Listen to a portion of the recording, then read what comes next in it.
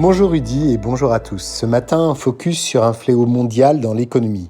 Je veux parler de la corruption avec le tout nouveau classement de l'ONG Transparency International. Pour comprendre, on calcule un indice ou IPC qui classe 180 pays en fonction du niveau de corruption dans le secteur public tel qu'il est perçu par les experts et les hommes d'affaires en utilisant une échelle de 0 à 100 où 0 correspond à un système très corrompu et 100 à un système très faiblement corrompu. Comme les années précédentes, plus de 2/3 des pays obtiennent un score inférieur à 50 sur l'IPC de cette année avec un score moyen de 43 seulement. C'est très faible.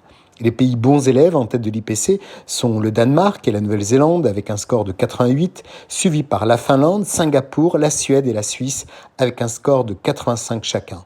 Tous ces pays ont des actions judiciaires lourdes contre les corrupteurs et ont mis en place des procédures de contrôle strictes pour prévenir toute dérive.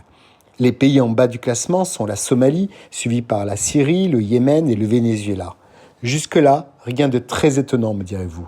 Depuis 2012, 26 pays dont la Grèce, le Myanmar et l'Équateur ont amélioré leur score sur l'IPC. On salue leur performance. Au cours de la même période, 22 pays dont le Liban ont vu leur score diminuer. Malheureusement pour le pays du Cèdre, cette descente aux enfers s'accroît avec la crise politique et économique que ce pays connaît.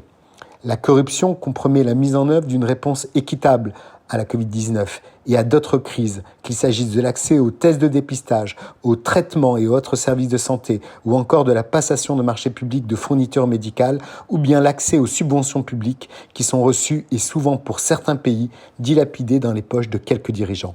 De manière surprenante, le score de 67 des États-Unis est inférieur de 2 points à celui de l'année précédente et c'est le pire résultat en 8 ans, a déclaré l'ONG. Les États-Unis sont classés 25e, soit une baisse de 2 places par rapport à l'année dernière. La France, quant à elle, maintient une place de 23e rang, mais moins bien classée encore que les Émirats arabes unis ou même l'Uruguay. Preuve qu'il y a encore du travail à faire pour les financements occultes de marchés publics. La Russie, quant à elle, pointe à la piteuse 129e place et se trouve dans la liste des pays extrêmement corrompus dans le monde. Gilles Belaïch, qu'en est-il d'Israël ?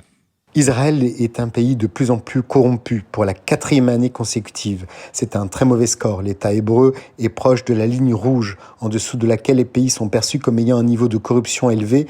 Israël s'est classé seulement à la 35e place